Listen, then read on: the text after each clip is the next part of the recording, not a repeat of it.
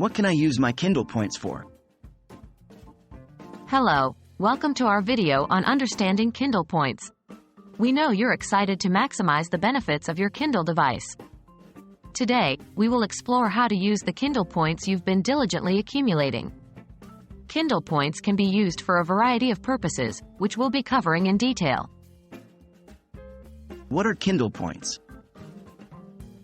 Kindle points are rewards that you receive from making purchases on your Kindle device. Amazon awards these points to loyal customers. These points can be seen as a digital currency which you can use to pay for eBooks, audiobooks, and other Kindle-related purchases.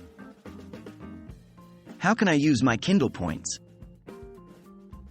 Your Kindle points can be applied directly towards the purchase of eligible products on Amazon. To do this, you would simply select your points as the method of payment during the checkout process. Remember, the more points you have, the more you can spend. Can I use Kindle points for anything other than Kindle products?